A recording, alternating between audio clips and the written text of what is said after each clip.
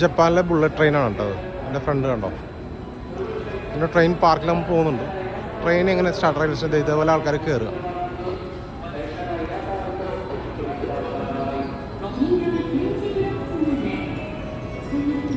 ഒരു 1-2 മിനിറ്റാണ് ഇവർ റെയിൽവേ സ്റ്റേഷനിൽ ട്രെയിൻ സ്റ്റോപ്പ് ചെയ്യുക. ഇങ്ങനെ 1.5 മിനിറ്റാണ് സ്റ്റോപ്പ് ചെയ്യുക. കറക്റ്റ് ടൈമിൽ ആ ട്രെയിൻ എടുക്കുകയും ചെയ്യും.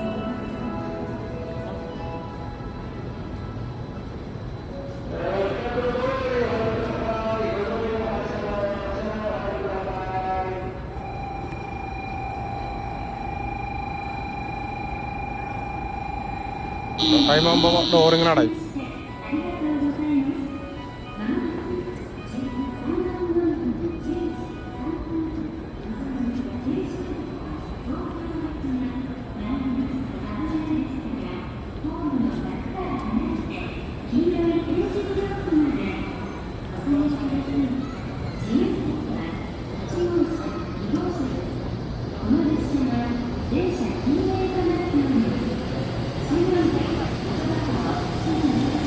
പിന്നൊരു പോക്കാണ്.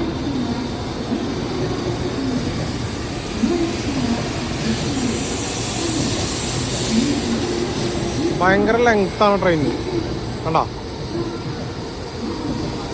ഇതിൻ്റെ ഏറ്റവും രസം ഈ റെയിൽവേ സ്റ്റേഷൻ വിടുന്നവരെയും ഇതിൻ്റെ ബാക്കിലെ ലോക്കോ പൈലറ്റ് ഇങ്ങനെ പുറത്തോട്ട് നോക്കി നിൽക്കും കണ്ടോ.